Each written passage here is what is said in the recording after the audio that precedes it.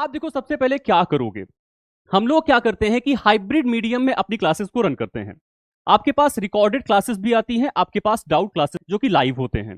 Generally जो recorded classes होती हैं उनको आपको इसलिए प्रोवाइड कराया जाता है ताकि सपोज दैट आप वर्किंग प्रोफेशनल हो, किसी ना किसी टाइप के आप उपस्थित नहीं हो पा रहे हो, तो इस वजह से हम लोग आपको ज्यादा से ज्यादा रिकॉर्डेड क्लासेस साथ साथ प्रोवाइड कराएंगे। इसके अलावा हफ्ते में यानी वीकली जाएंगे यहां पर डिफरेंट सब्जेक्ट्स के, ताकि अगर आपके मन में कोई भी डाउट आता है तो वो आप क्लियर कर सको हमारे साथ लाइव आकर के। ठीक है।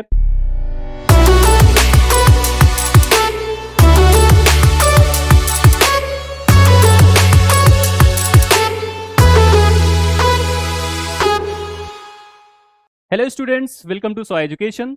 दोस्तों, आज के इस वीडियो में हम डिस्कस करने जा रहे हैं मध्य प्रदेश में होने वाले फूड सेफ्टी ऑफिसर एग्जाम के बारे में, जो कि 2025 में कंडक्ट कराया जाएगा। इससे रिलेटेड जो ऑफिशियल नोटिफिकेशन है वो तो अभी नहीं जारी करी गई है, लेकिन आपका जो एग्जाम कैलेंडर है जो कि स्टेट गवर्नमेंट रिलीज करती है, आपका जो आयोग है वो रिलीज करता है, उसके accordingly 3rd week of June में ये एग्जाम कंडक्ट कराया जाएगा। अब देखो, आपके पास समय है मात्र 6 महीने का। इसमें आपको बहुत ही अच्छी डिटेल्ड तैयारी करनी पड़ेगी। एक जो पर्टिकुलर सिलेबस होता है उसको अच्छे से पढ़ना पड़ेगा। आपके पास समय बहुत कम है। अभी देखो, कोई भी ऑफिशियल सिलेबस इसका रिलीज किया नहीं गया है क्योंकि ऑफिशियली नोटिफिकेशन नहीं आया है। लेकिन आप खुद सोचिए कि अगर ऑफिशियल नोटिफिकेशन आने में डिले होता है तो हो सकता है कि आपको प्रिपरेशन करने के लिए समय बहुत ही कम मिले। अब कम से कम समय में हम अच्छी से अच्छी प्रिपरेशन तो कर नहीं सकते हैं। हमारे पास अभी भी पर्याप्त समय है जिसमें कि हम अपनी जो प्रिपरेशन है उसको बहुत ही अच्छे से कर सकें। इस पर्टिकुलर जो आपका प्रिपरेशन है, इससे रिलेटेड जो हमारे पास स्ट्रेटजी है वो ये है कि आपको जो भी यहां पर कॉमन सब्जेक्ट्स आने हैं, जैसे कि आपके एग्जाम में फूड केमिस्ट्री पूछा ही जाना है, ठीक है, आपके एग्जाम में फूड न्यूट्रिशन पूछा ही जाना है, फूड एडिटिव से रिलेटेड क्वेश्चंस आते ही आते हैं। ये हम क्यों इतना ज्यादा कॉन्फिडेंट होकर के आपसे बता रहे हैं, क्योंकि अभी तक जितने भी एग्जाम्स कंडक्ट कराए गए हैं फूड सेफ्टी ऑफिसर के, उनमें ये जो तीनों आपके सिलेबस हैं ये बहुत ही कॉमन से हैं। ये तीनों सब्जेक्ट आपसे इन जनरल पूछे ही जाते हैं। जैसे कि फूड केमिस्ट्री को न्यूट्रिशन के साथ जोड़ करके आपसे पूछ लिया जाता है, फूड केमिस्ट्री एंड न्यूट्रिशन के नाम से। इसके अलावा फूड एडिटिव भी आपसे पूछा जाता है। कभी कभी प्रोसेसिंग के अंदर फूड एडिटिव को डाल दिया जाता है, कभी कभी फूड केमिस्ट्री के अंदर फूड एडिटिव को प्लेस कर दिया जाता है डिफरेंट काइंड ऑफ सिलेबस के अंदर। तो देखो, इन तीनों सब्जेक्ट की अगर हम बात करें तो ये बहुत ही ज्यादा इंपॉर्टेंट है, आपके लिए बहुत ज्यादा स्कोरिंग हो सकते हैं। थोड़ा सा कॉन्सेप्चुअल क्लैरिटी की यहां पर जरूरत होती है आपको, और वो कराने के लिए हम यहां पर इसीलिए हैं ताकि जितने भी कॉन्सेप्ट्स हैं, जितने भी इससे रिलेटेड चीजें हैं जो कि आपको नहीं समझ में आ रही हैं, टेक्निकल टर्म्स हैं, उन सारी चीजों को आसान से आसान भाषा में आपके सामने प्रस्तुत किया जाए और आप सारी चीजों को अच्छे से समझ पाओ। आज के इस वीडियो में हम इन्हीं तीनों सब्जेक्ट के बारे में डिस्कस करने जा रहे हैं। ये जो तीनों सब्जेक्ट हैं उसको मैं डील करने वाला हूं। आगे चल के आपको जितनी भी ओवरऑल क्लासेस दी जाएंगी, जितने भी आपके साथ यहां पर क्लासेस लगाई जाएंगी, वो इन पर्टिकुलर सब्जेक्ट से रिलेटेड ही लगाई जाएंगी। अब देखो, यहां पर इस वीडियो में हम सबसे पहले बात करेंगे कि क्या रोड मैप होना चाहिए आपकी प्रिपरेशन का, मतलब आपके पास क्या इससे ऐसी स्ट्रेटजी होनी चाहिए जिससे कि आप बहुत ही अच्छे से इस एग्जाम के लिए प्रिपेयर कर सको। आगे हम बात करेंगे सिलेबस की, यानी ये जो आपके सब्जेक्ट्स हैं इनको तोड़ेंगे, अलग अलग पार्ट में डिवाइड करेंगे और एक पूरा जो सिलेबस है उसके बारे में डिस्कस करेंगे। ऑफिशियल सिलेबस भले ही ना आया हो, लेकिन इन पर्टिकुलर सब्जेक्ट से जो भी आपके टॉपिक पूछे जाते हैं उनके बारे में हम बहुत ही डिटेल में डिस्कस करेंगे। कितनी यूनिट्स हो जाती हैं हर एक यहां पर जो सब्जेक्ट है उसके अंदर, उसके बारे में भी हम अच्छे से डिस्कस करने वाले हैं। तो देखो, सबसे पहले हम यहां पर आगे बढ़ने से पहले रोड मैप के बारे में डिस्कस करेंगे कि क्या रोड मैप होना चाहिए जिससे कि आप अच्छी से अच्छी प्रिपरेशन कर सको। अब देखो, आप हमारे साथ ज्वाइन तो हो ही गए हो,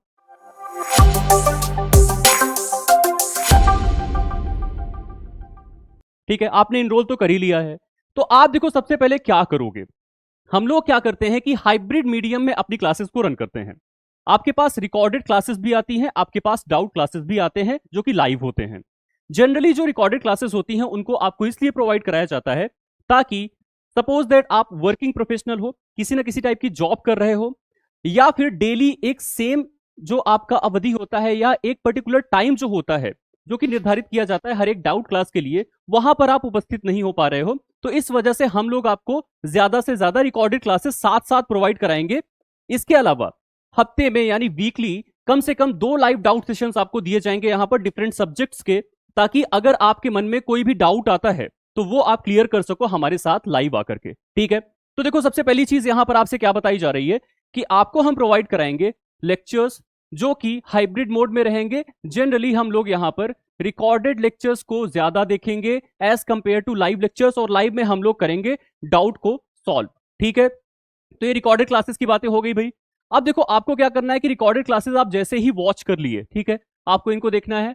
इसको वॉच करने के बाद आप देखो यहां पर हर एक रिकॉर्डेड क्लास जो रहेगी उसके नीचे क्विज का सेक्शन रहेगा।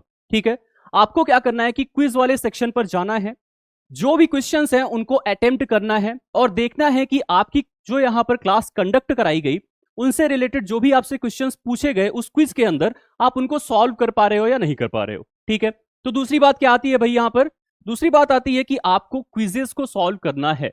ठीक है, जो कि हर एक रिकॉर्डेड क्लास के नीचे मेंशन करी गई रहेगी एप्लीकेशन पर। ठीक है, आपने रिकॉर्डेड क्लास करी, आपने क्विज सॉल्व कर लिया, उसके बाद अब यहां पर आगे चल के आपको weekly live doubt sessions provide कराए जाएंगे।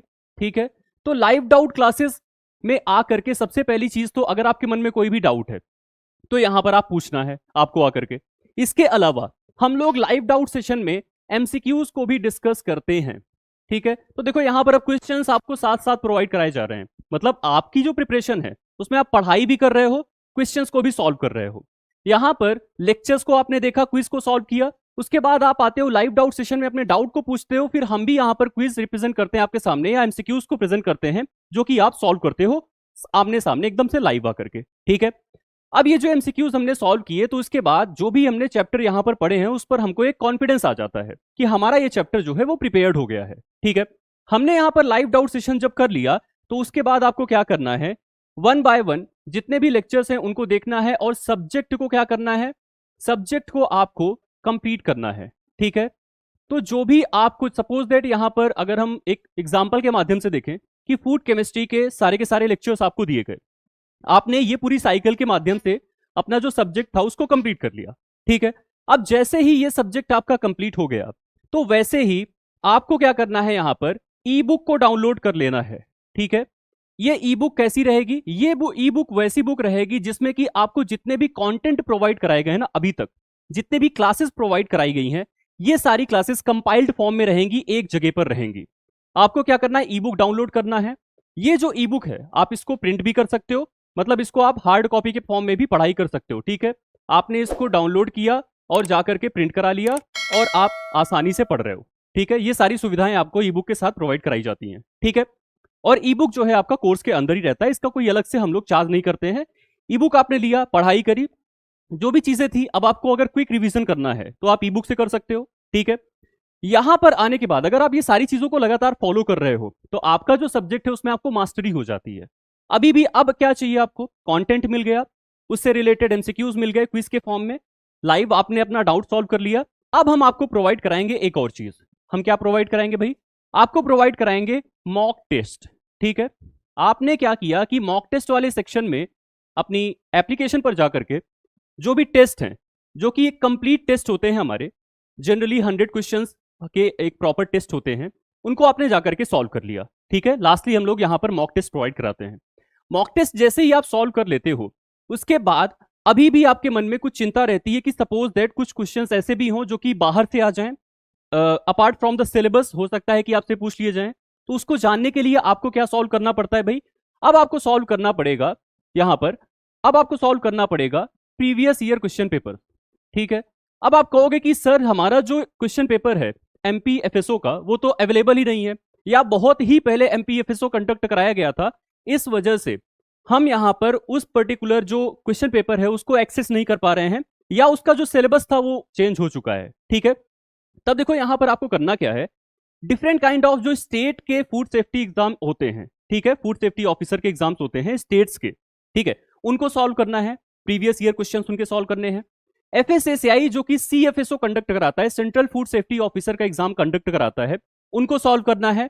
और जितने भी आपके ये जो जेई वगैरह के आते हैं पेपर, जैसे कि जूनियर एनालिस्ट एग्जाम होता है, उसके जो आपके पीवाईक्यूज होते हैं उनको सॉल्व कर लेना है। अब इतना अगर आपने प्रोसेस कर लिया किसी एक पर्टिकुलर सब्जेक्ट पर, तो अब यहां पर कोई भी ऐसा क्वेश्चन आपसे तो ऐसा नहीं बचेगा जो कि आप सॉल्व ना कर पाओ, ठीक है। कोई भी एग्जाम होगा फूड सेफ्टी ऑफिसर से रिलेटेड या फिर फूड से अदर एग्जाम जो भी होते हैं, उनमें जो भी क्वेश्चन है अगर आपने उनको लगा लिया है तो शायद ही कोई ऐसा क्वेश्चन आपके सामने आए जो कि आप ना सॉल्व कर पाओ, ठीक है।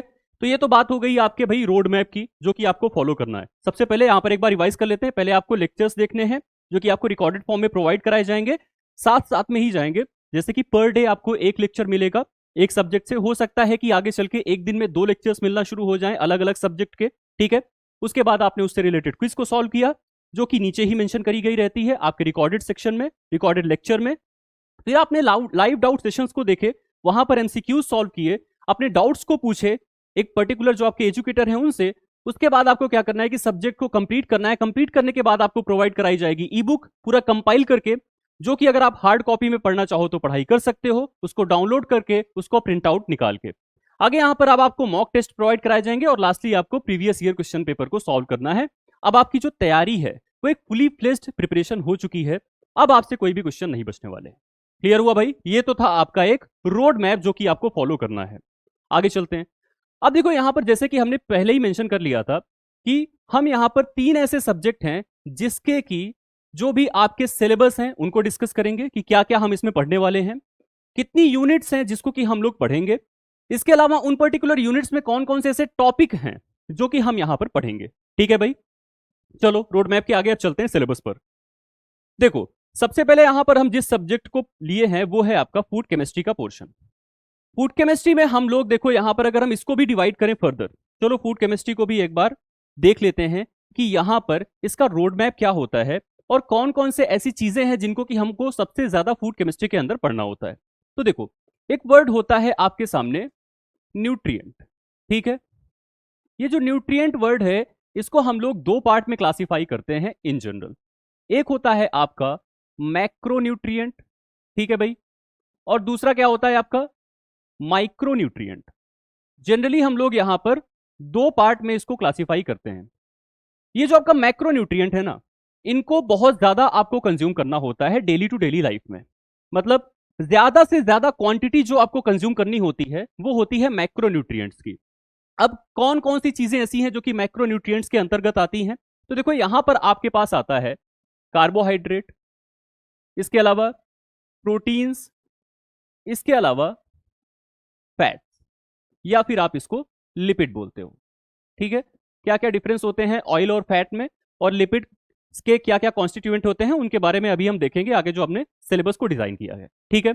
अब देखो यहां पर आपने क्या पढ़ा, कार्ब्स पढ़े, प्रोटीन्स पढ़े, लिपिड या फैट पढ़े। माइक्रोन्यूट्रिएंट जो होता है उसमें आप लोग क्या क्या पढ़ोगे भाई? तो आपका जो माइक्रोन्यूट्रिएंट का पोर्शन होता है उसमें आप लोग सबसे पहले पढ़ते हो विटामिन्स और इसके अलावा पढ़ते हो आप मिनरल्स, ठीक है भाई। ये आपको समझ में आया? तो ये एक बेसिक स्ट्रक्चर आपने देख लिया कि जो भी आपके न्यूट्रिएंट पढ़ने होते हैं उनमें आप मैक्रोन्यूट्रिएंट को पढ़ते हो, माइक्रोन्यूट्रिएंट को पढ़ते हो। मैक्रोन्यूट्रिएंट जिनको कि आप ज्यादा क्वांटिटी में कंज्यूम करते हो उनमें आते हैं carbs, proteins as well as fats, और माइक्रोन्यूट्रिएंट में आते हैं vitamins as well as minerals. इनको भी फर्दर क्लासिफाई किया जाता है। कार्ब्स को जैसे कि हम लोग यहाँ पर डिफरेंट काइंड ऑफ यूनिट्स के बेसिस पर क्लासिफाई करते हैं कि मोनोसैकेराइड यूनिट्स उसमें कितनी है, जैसे कि मोनोसैकेराइड, डाइसैकेराइड, इसके अलावा ट्राइसैकेराइड, टेट्रासैकेराइड, जिसको कि हम लोग ऑलिगोसैकेराइड बोलते हैं, बेसिकली 2 से लेकर के 10 तक की जो यूनिट्स होती हैं। इसके अलावा पॉलीसैकेराइड्स। तो on the basis of monomers हमने क्लासिफाई किया इसको अलग अलग टाइप से। प्रोटीन को डिफरेंट काइंड से क्लासिफाई करते हैं। अगर हम स्ट्रक्चर के बेसिस पर बात करेंगे तो primary structure of protein, secondary structure, tertiary structure, quaternary structure, ठीक है। प्रोटीन में जो एमिनो एसिड होती हैं उनको भी हम फर्दर क्लासिफाई करते हैं, जैसे कि कौन सी ऐसी एमिनो एसिड है जो कि बेसिक होती हैं, कौन सी न्यूट्रल होती हैं, कौन सी एसिडिक होती हैं। इसके अलावा कौन सी ऐसी एमिनो एसिड है जो कि एरोमेटिक होती हैं, कौन सी नॉन एरोमेटिक होती हैं। इसके अलावा जो आपकी एमिनो एसिड्स हैं उनमें से एसेंशियल कौन सी है, नॉन एसेंशियल कौन सी है, ये सारी बातें हम यहाँ पर एमिनो एसिड के सेक्शन में करते हैं। बात आती है लिपिड या फैट की, तो सबसे पहले इसके कंपोजिशन की बात करते हैं, उसके बाद हम लोग इसको डिस्क्राइब करते हैं, इसको फर्दर क्लासिफाई करते हैं, जैसे कि यहाँ पर आपके सिंपल लिपिड्स क्या होते हैं, कंपाउंड लिपिड्स क्या होते हैं, डिराइव्ड लिपिड क्या होते हैं। इन सारी बातों को हम लोग यहाँ पर करते हैं, उनके रिलेटेड जो आपके एग्जाम्पल्स होते हैं उनको हम लोग पढ़ते हैं, ठीक है। अब बात करें अगर हम विटामिन की, तो विटामिन के पोर्शन में हम लोग यहाँ पर 2 टाइप्स इसको क्लासिफाई करते हैं जनरली। एक होता है आपका फैट सॉल्युबल विटामिन, ठीक है, और दूसरा होता है आपका वाटर सॉल्युबल विटामिन, ठीक है। अब फैट सॉल्युबल विटामिन जो होते हैं वो होते हैं नॉन पोलर इन नेचर, और वाटर सॉल्युबल विटामिन होते हैं polar in nature. Fat soluble में हम लोग पढ़ते हैं vitamin A, D, E as well as K को, ठीक है। और वाटर सॉल्युबल में हम लोग पढ़ते हैं vitamin B as well as vitamin C को। अब बी में भी हम लोग इसको फर्दर डिवाइड करते हैं और बी कॉम्प्लेक्स के फॉर्म में पढ़ते हैं, ठीक है। बी कॉम्प्लेक्स में कौन कौन से विटामिन आ जाते हैं? इसमें आपका विटामिन बी1 आता है, बी2 आता है, B3, B5, B6, बी7, बी9 as well as B12 आता है, ठीक है। इनके जो केमिकल नेमिंग्स हैं, जैसे कि विटामिन ए का नाम रेटिनॉल है, विटामिन डी का नाम आपका कैल्सीफेरॉल है, उसमें भी हम फर्दर डिवीजन करते हैं कि विटामिन डी में कौन सा कॉलीकैल्सीफेरॉल है, कौन सा अर्गोकैल्सीफेरॉल है, कौन सा हाइड्रोक्सी कैल्सीफेरॉल है, ठीक है। तो ये सारी बातें हम यहां पर करेंगे। इसके अलावा हम लोग यहां पर बात करेंगे विटामिन ई की, जो कि टोकोफेरॉल होता है। इसके अलावा विटामिन ई का कौन सा मोस्ट स्टेबल फॉर्म होता है, इसकी बातें करेंगे। विटामिन के पोर्शन में जब हम आएंगे तो यहां पर इसके भी केमिकल नेमिंग की बात करेंगे कि फिलोक्विनोन क्या होता है, मेनाक्विनोन क्या होता है, मेनाडायोन क्या होते हैं, उनके बारे में बहुत ही अच्छे से डिस्कस करेंगे। जैसे कि हमने बताया water soluble vitamin vitamin B complex होता है, तो उसमें भी सारे के सारे विटामिन जिनके अभी हमने नेमिंग किए, जैसे कि बी1 है जिसको हम लोग थायामिन बोलते हैं, बी2 को हम लोग राइबोफ्लेविन, बी3 को नायासिन, बी5 को पेंटोथेनिक एसिड, बी6 को पायरिडॉक्सिन, बी7 को बायोटिन, बी9 को फोलेट या फिर फोलिक एसिड, बी12 को कोबालामीन। तो ये सब जितने भी आपके केमिकल नेम्स हैं उनको हम लोग अच्छे से डिस्कस करेंगे। इसके अलावा इनकी प्रॉपर्टीज क्या होती हैं, इनके अंदर कौन कौन सी चीजें हैं जो कि आपसे एग्जाम में पूछी जा सकती हैं, ठीक है, उससे रिलेटेड बातें करेंगे। इनकी डेफिशिएंसी से कौन कौन से डिसऑर्डर्स होते हैं, इनकी सारी बातें हम यहां पर करने वाले हैं, क्लियर। अब हम आते हैं विटामिन सी की तरफ, जिसका कि नाम एस्कॉर्बिक एसिड होता है। इसकी डेफिशिएंसी से कौन कौन सी डिजीज होती हैं, कौन सा ऐसा मिनरल होता है जिसको कि ये अच्छे से उसके साथ म्यूचुअली रोल प्ले करता है, उनको एब्जॉर्ब होने में हेल्प करता है, ये सारी बातें हम यहां पर करते हैं। मिनरल्स की अगर हम बात करें तो इनको भी हम फर्दर क्लासिफाई करते हैं, जैसे कि कौन से मिनरल्स ऐसे हैं जो कि मैक्रो मिनरल हैं, ठीक है, और कौन से ऐसे मिनरल हैं जो कि माइक्रो मिनरल हैं। अब देखो, जैसे आपने यहां पर न्यूट्रिएंट के पोर्शन में देखा कि कुछ ऐसे थे जो कि मैक्रो न्यूट्रिएंट थे और कुछ थे जो कि माइक्रो न्यूट्रिएंट थे, वैसे ही मिनरल्स को भी हम लोग मैक्रो और माइक्रो न्यूट्रिएंट या मैक्रो मिनरल या माइक्रो मिनरल बोलते हैं, सीधे सीधे। मैक्रो मिनरल्स बेसिकली वो मिनरल्स होते हैं जिनको कि हम more than 100 mg per day जिनकी रिक्वायरमेंट होती है हमारी बॉडी के अंदर। माइक्रो मिनरल्स बेसिकली वो मिनरल्स होते हैं जो कि लेस देन और equal to 20 mg per day हमारी बॉडी के अंदर रिक्वायर्ड होते हैं। इनमें टोटल 7 काइंड ऑफ मिनरल, इनमें टोटल डिफरेंट जो आपके 7 को छोड़ करके जितने भी मिनरल बचे हुए हैं वो आपके माइक्रो मिनरल्स होते हैं। तो ये तो जो हमने अभी देखा ना, ये पूरा फ्लो चार्ट, ये तो बहुत बेसिक सी चीज है। ये तो अभी हमने कुछ भी नहीं बताया आपको, लगभग 10% भी हमने डिस्कस नहीं किया ओवरऑल सिलेबस का, ठीक है। तो ये सारी बातें अगर आपको जाननी है, सारी चीजें बहुत ही ज्यादा डिटेल में पढ़नी है, तो आपको एक पर्टिकुलर सिलेबस को अच्छे से रीड आउट करना पड़ेगा, उसको अच्छे से स्टडी करना पड़ेगा, उसके बाद उनसे रिलेटेड क्वेश्चंस को सॉल्व करने पड़ेंगे। तो ये जो आपका एक सिलेबस होता है वो बहुत ज्यादा इंपॉर्टेंट रोल प्ले करता है, की रोल प्ले करता है कि अपकमिंग एग्जाम में जो भी क्वेश्चंस आएंगे क्या आप उनको सॉल्व कर पाओगे या नहीं कर पाओगे, ठीक है। अब आते हैं डायरेक्टली सिलेबस की तरफ। देखो, यहां पर अगर हम बात करें फूड केमिस्ट्री की, तो सबसे पहले आता है यहां पर कार्बोहाइड्रेट का पोर्शन। कार्बोहाइड्रेट जो होता है एक टाइप का क्या है भाई, मैक्रोन्यूट्रिएंट है ना। देखो, अभी हमने पीछे डिस्कस किया था, देखो कार्ब्स जो थे आपके मैक्रोन्यूट्रिएंट के अंदर आते हैं। कार्ब्स जो हैं मैक्रोन्यूट्रिएंट इसलिए हैं क्योंकि आपकी बॉडी को एनर्जी के लिए इनकी बहुत ज्यादा नीड होती है, ठीक है। आपकी बॉडी में जो भी टोटल अमाउंट ऑफ एनर्जी होती है, एनर्जी सप्लाई होती है बाय द फूड जो आप कंज्यूम करते हो, उनमें से सबसे ज्यादा होती है कार्बोहाइड्रेट के थ्रू। अब देखो भाई, यहां पर कंफ्यूज मत होना, कैलोरीफिक वैल्यू एक वर्ड होता है जो कि आपको यह बताता है कि कौन सा ऐसा न्यूट्रिएंट है जिसको कंज्यूम करने के बाद कितनी ज्यादा आपको एनर्जी मिलती है इन द किलो कैलोरी के फॉर्म में, ठीक है। अब अगर हम बात कर रहे हैं यहां पर कि कार्बोहाइड्रेट से सबसे ज्यादा आपकी बॉडी को एनर्जी की नीड होती है, तो इसका मतलब यह नहीं कि कार्बोहाइड्रेट सबसे ज्यादा एनर्जी यहां पर प्रोवाइड कराता है किलो कैलोरी के फॉर्म में। कार्बोहाइड्रेट से एनर्जी 4 किलो कैलोरी ही प्रोवाइड होती है, लेकिन आपकी बॉडी जो होती है उसको सबसे ज्यादा नीड होती है कार्बोहाइड्रेट की ही, क्योंकि हमने अपनी ऐसी अडैप्टेबिलिटी कर रखी है कि हमारी बॉडी को सबसे ज्यादा जो एनर्जी की जरूरत है वो कार्बोहाइड्रेट ही पूरा करता है। यही वजह है कि हम अपनी डेली टू डेली लाइफ में सबसे ज्यादा कार्बोहाइड्रेट रिच फूड को ही कंज्यूम करते हैं, क्लियर। तो वही बात होगी यहां पर। अब इसमें इसके इंट्रोडक्टरी पोर्शन में हम बातें करेंगे कि कार्बोहाइड्रेट बेसिकली होता क्या है, ठीक है। तो बेसिकली एक टाइप का पॉलीहाइड्रोक्सी एल्डिहाइड या फिर उसका कीटोन का फॉर्म या फिर उसके डेरिवेटिव फॉर्म होते हैं, ठीक है। अब देखो, यहां पर आगे बात किया जा रहा है मोनोसैकेराइड्स के बारे में। तो देखो, जो मोनोसैकेराइड्स होते हैं उनकी अगर हम बात करें तो ये सबसे छोटी यूनिट होती है कार्बोहाइड्रेट की, ठीक है। इनसे आगे चल के इनके कॉम्बिनेशन से अलग अलग टाइप की फर्दर यूनिट्स बनती चली जाती हैं। तो जो सबसे छोटी यूनिट है जिसको कि हम लोग मोनोसैकेराइड बोल रहे हैं, उनको हम फर्दर यहां पर पढ़ेंगे, इनके एग्जांपल्स देखेंगे, इनके स्ट्रक्चर्स देखेंगे।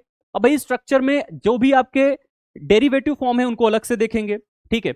आपके जो यहां पर जो प्योर फॉर्म ऑफ कार्बोहाइड्रेट है जो कि एल्डिहाइडिक है या फिर कीटोनिक फॉर्म है उनको अलग से देखेंगे। एल्डिहाइडिक फॉर्म के एग्जांपल की अगर हम बात करें जैसे कि ग्लूकोज है, ठीक है, गैलेक्टोज है, ये सब एल्डिहाइडिक फॉर्म होते हैं। कीटोनिक फॉर्म में आपका ज़ाइल्यूलोज आ जाएगा, इसके अलावा जो आपका फ्रक्टोज आता है वो आ जाएगा। तो डिफरेंट फॉर्म्स यहां पर कीटोनिक फॉर्म में भी देखने को मिल जाते हैं। अब आगे यहां पर बताई जा रही है प्रॉपर्टीज एंड डेरिवेटिव्स के बारे में देखेंगे। डेरिवेटिव में देखो हम लोग ऐसी चीजों को देखते हैं जो कि कार्बोहाइड्रेट के साथ साथ कोई और भी यूनिट के कॉम्बिनेशन से मिलती है और बनती है। जैसे कि कोई अमीन ग्रुप आकर के जुड़ गया ग्लूकोज के साथ तो ग्लूकोसामीन बन गया, तो एक टाइप का कार्बोहाइड्रेट डेरिवेटिव हो जाता है वो, ठीक है। ऐसी ही चीजों के बारे में हम यहां पर बात करेंगे, इनकी प्रॉपर्टीज क्या क्या होती हैं उसके बारे में भी हम चर्चा करेंगे। कार्बोहाइड्रेट का आपके बॉडी में रोल क्या क्या होता है उसके बारे में देखेंगे, ठीक है। अब बात हो रही है ऑलिगोसैकेराइड की।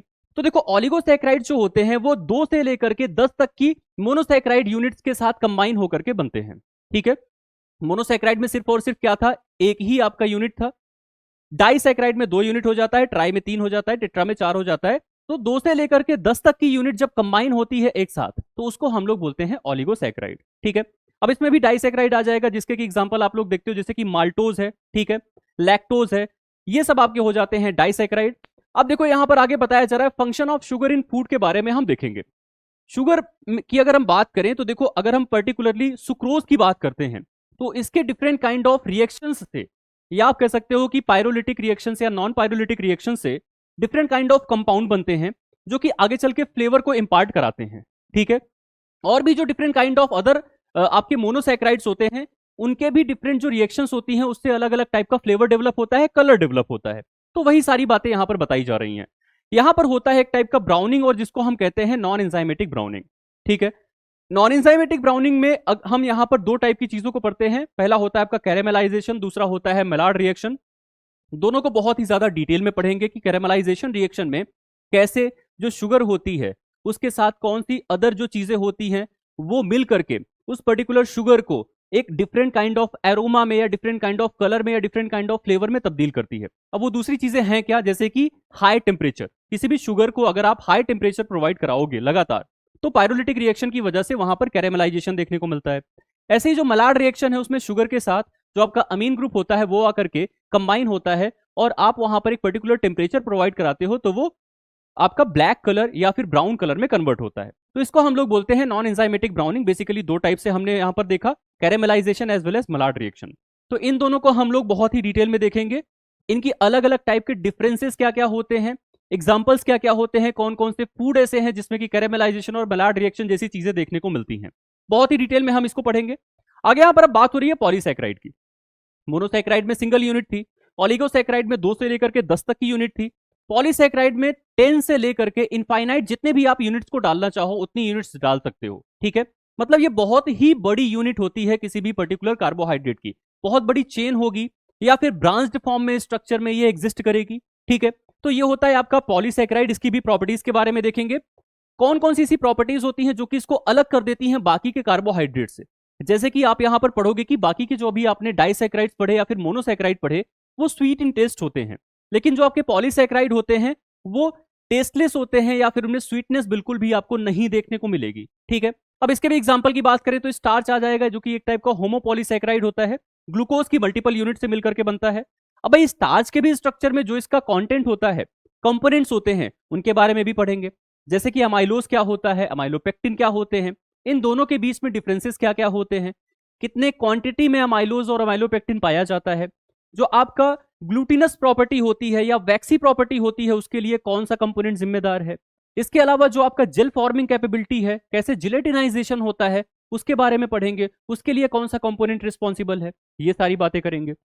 आगे अब बात हो रही है डेक्स्ट्रिन की जो कि एक टाइप का कार्बोहाइड्रेट है और एक टाइप का पॉलीसैकेराइड है। ये ऑब्टेन होता है हमें जब हम पार्शियल हाइड्रोलिसिस कराते हैं किसी भी स्टार्च की, और कैसे कराते हैं इसके बारे में डिटेल में चर्चा करेंगे। आगे बात हो रही है भाई ग्लाइकोजन की। तो देखो ग्लाइकोजन जो होता है आपको पता होगा कि जब भी हम एक्सेस अमाउंट ऑफ कार्बोहाइड्रेट को कंज्यूम करते हैं तो हमारी बॉडी में कार्बोहाइड्रेट कन्वर्ट हो जाता है ग्लाइकोजन के फॉर्म में और हमारे liver as well as skeletal muscle में जाकर के स्टोर हो जाता है। इसका जो स्ट्रक्चर होता है वो कैसे कौन सा ऐसा पर्टिकुलर आपका पॉलीसैकेराइड है जिससे कि मैच करता है, उसके बारे में बातें करेंगे, और इसकी प्रॉपर्टीज क्या क्या होती है इसके बारे में बातें करेंगे। हाँ, इसका जो फॉर्मेशन हो रहा है ना, उसकी जो पूरी की पूरी एक आपकी चेन है, जैसे कि ग्लाइकोलिसिस का जो पाथवे है, उसके बारे में हम लोग यहां पर डिस्कशन करेंगे, जो आपका आगे चल के फूड न्यूट्रिशन का पोर्शन होगा। या फिर ये जो आपकी ग्लाइकोजेनेसिस का पाथवे है, जिसमें कि ग्लाइकोजन फॉर्म होता है, उसके बारे में भी हम लोग आगे चल के फूड न्यूट्रिशन में बातें करेंगे। मतलब ग्लूकोज जो आप लोग एब्जॉर्ब होगा, मतलब कार्बोहाइड्रेट जो आप लोग खा रहे हो, आगे चल के जब डाइजेस्ट होता है और एब्जॉर्ब होता है, तो उसकी कैसे आगे चल के ऑक्सीडेशन होती है, कैसे नए नए कंपोनेंट्स बनते हैं, इसके बारे में हम लोग बातें करेंगे न्यूट्रिशन के पोर्शन में। यानी जो उसका मेटाबॉलिज्म है, बेसिकली डाइजेशन है, बेसिकली वो सारी बातें हम लोग न्यूट्रिशन में करेंगे। ये तो बातें हो गई भाई। आगे यहां पर बात हो रही है अब हेमीसेलुलोज सेलुलोज की। तो आपको पता होगा कि ये भी एक टाइप के पॉलीसैकेराइड्स होते हैं। सेलुलोज की अगर हम बात करें तो प्लांट में पाया जाता है, प्लांट की सेल वॉल का एक कंपोजिशन होता है। हेमीसेलुलोज और सेलुलोज में डिफरेंसेस क्या क्या होते हैं, इसके बारे में भी बातें करेंगे। अब आगे चल के हम पेक्टिक सब्सटेंसेस के बारे में बातें करेंगे, जैसे कि प्रोटोपेक्टिन क्या है, पेक्टिनिक एसिड क्या है, पेक्टिन क्या है, कौन कौन से ऐसे फ्रूट्स होते हैं जिसमें कि ये सारी चीजें पाई जाती हैं, कौन सा वाटर सॉल्युबल पार्ट होता है, कौन सा वाटर इनसॉल्युबल पार्ट होता है, कैसे जेल के फॉर्मेशन में, जब जेली का फॉर्मेशन आप लोग कराते हो किसी भी फ्रूट में, तो वहां पर ये अपना रोल प्ले करते हैं। इन सारी बातों के बारे में अच्छे से डिस्कस करेंगे। लास्टली हम लोग गम के बारे में पढ़ेंगे, जो कि एक टाइप के कार्बोहाइड्रेट होते हैं। यहां पर हम कुछ और भी ऐसी चीजों के बारे में पढ़ेंगे जो कि यहां पर मेंशन नहीं करी गई हैं, और वो आपके फर्दर पॉलीसैकेराइड के पोर्शन में, या फिर ऑलिगोसैकेराइड के पोर्शन में, या फिर मोनोसैकेराइड के पोर्शन में आपसे पूछी जाती हैं। तो ये तो हो गया आपका एक डिटेल्ड सिलेबस जो कि कार्बोहाइड्रेट का पोर्शन का था। ठीक है, आगे हम बात करेंगे यहां पर लिपिड्स की, जो कि अगेन क्या है, एक टाइप का मैक्रोन्यूट्रिएंट है। लिपिड के पोर्शन में हम सबसे पहले इसका क्लासिफिकेशन देखेंगे। जैसे हमने यहां पर क्लासिफाई किया था कार्बोहाइड्रेट को, उसी तरह से हम यहां पर लिपिड को क्लासिफाई करेंगे, जैसे कि simple lipid, compound lipid, derived lipid, और इन सारे एग्जांपल्स इसमें कौन कौन से होते हैं इसके बारे में डिस्कस करेंगे। क्या रोल होता है लिपिड का, इसके बारे में भी बहुत ज्यादा डिटेल में देखेंगे। अलग अलग टाइप के कंपोनेंट्स, जैसे कि हमने बताया था ऑयल और फैट जो होते हैं, उनमें डिफरेंसेस क्या होते हैं, क्यों ऑयल जो होता है वो लिक्विड होता है, फैट जो होता है वो सॉलिड होता है, इसके पीछे की क्या वजहें हैं। इसके अलावा कौन कौन से ऐसे लिपिड हैं जो कि सैचुरेटेड हैं, कौन से अनसैचुरेटेड हैं, सैचुरेटेड और अनसैचुरेटेड के बेसिस पर उनकी क्या क्या प्रॉपर्टीज होती हैं जो कि चेंज होती रहती हैं। Unsaturated fatty acid saturated fatty acid से ज्यादा इंपॉर्टेंट क्यों हो जाते हैं, क्यों वहां पर कुछ एसेंशियल फैटी एसिड को क्लासिफाई किया जाता है under the unsaturated fatty acid. ठीक है, अब इसके बाद हम पढ़ेंगे essential as well as non essential fatty acid के बारे में। एसेंशियल फैटी एसिड्स आपके लिए इसलिए एसेंशियल हैं क्योंकि आपको उनको बाहर से कंज्यूम करना पड़ता है, और अगर हम इनकी बात करें तो उनमें भी आपको कुछ चीजें पढ़नी पड़ती हैं, जैसे कि poly unsaturated fatty acids, mono unsaturated fatty acid. इनके क्लिनिकल इंपॉर्टेंस क्या है, इनको अगर आप कंज्यूम करते हो तो आपकी बॉडी में जाने के बाद कैसे ये अच्छे रोल प्ले करते हैं, हार्ट हेल्थ को कैसे इंप्रूव करते हैं, इन सारी बातों के बारे में यहां पर चर्चा करेंगे। आगे बात हो रही है रिएक्शन ऑफ फैट्स की, यानी जो फैट है वो हमारे फूड के अंदर कौन कौन सी रिएक्शंस को शो करते हैं। ठीक है, जैसे कि हम बात कर रहे हैं रेंसिडिटी के बारे में। अब रेंसिडिटी के भी अलग अलग टाइप्स होते हैं। रेंसिडिटी की वजह से क्यों एक एरोमा या ओडर डेवलप होती है जो कि अनडिजायरेबल होती है कंज्यूमर्स के लिए। इसके अलावा रेंसिडिटी की वजह से क्या क्या चेंजेस देखने को मिलते हैं फूड के अंदर, इसके बारे में बातें करेंगे। Hydrolytic rancidity, oxidative rancidity, microbial rancidity, इन सब रेंसिडिटी को हम लोग अच्छे से क्लासिफाई करेंगे। फिर हम पढ़ेंगे हाइड्रोजिनेशन, जो कि एक टाइप की रिएक्शन होती है जिससे कि वनस्पति घी आपको पता होगा कि बनाया जाता है। ठीक है, इसके अलावा जो मार्जरीन वगैरह होते हैं वो बनाए जाते हैं। पार्शियल हाइड्रोजिनेशन और कंप्लीट हाइड्रोजिनेशन में डिफरेंस क्या होता है, ट्रांस फैटी एसिड्स क्या होते हैं, cis fatty acid trans fatty acid से अलग कैसे हो जाता है और कौन कौन सी प्रॉपर्टी को शो करता है, कौन कौन सी चीजें सेमी सॉलिड होती हैं, कौन सी सॉलिड होती हैं, कौन सी लिक्विड होती हैं, इनके बारे में बहुत ही डिटेल में चर्चा करेंगे। यहां पर आपका जो यहां पर रिएक्शन ऑफ फैट का पोर्शन था वो कंप्लीट होता है। अब आगे बढ़ रहे हैं हम लोग फॉस्फोलिपिड की तरफ, जो कि एक टाइप का कंपाउंड लिपिड है। आप देख रहे हो यहां पर फॉस्फेट ग्रुप लिपिड के साथ ज्वाइन है। ठीक है, और ये आपका जनरली देखने को मिलता है जो आपकी मेम्ब्रेन्स होती हैं उसके अंदर। ये जो फॉस्फोलिपिड है ये वर्क करते हैं एज अ इमल्सिफायर भी, और इमल्सिफायर्स होते क्या हैं, फॉस्फोलिपिड के एग्जांपल क्या क्या होते हैं, इसके बारे में बहुत ही डिटेल में पढ़ेंगे। आगे बात करी जा रही है लिपिड इन फूड की, तो यही सारी चीजें कैसे मिल करके एक फूड के कंपोजिशन को एक अलग प्रॉपर्टी देती हैं, इसके बारे में हम यहां पर इस पर्टिकुलर यूनिट में डिस्कस करेंगे। तो यहां पर आपकी 2 यूनिट कंप्लीट हो जाएगी। बेसिकली आपका कार्बोहाइड्रेट का portion as well as lipid का पोर्शन कंप्लीट हो जाता है। अब बात करेंगे हम यहाँ पर प्रोटीन्स की। तो प्रोटीन आपको जैसे कि पता होगा कि एक बेसिक स्ट्रक्चरल यूनिट से मिलकर के बनता है, जैसे कि कार्बोहाइड्रेट मोनोसैकेराइड से बनते हैं। फैट या लिपिड जो होता है वो fatty acid as well as glycerol से मिलकर के बनता है। वैसे ही जो आपके प्रोटीन होते हैं वो एमिनो एसिड की एक चेन होती है, या फिर आप कह सकते हो अमीनो एसिड आगे चल के एक ब्रांचिंग फॉर्म में एग्जिस्ट करते हैं, तो वहां पर प्रोटीन का फॉर्मेशन होता है।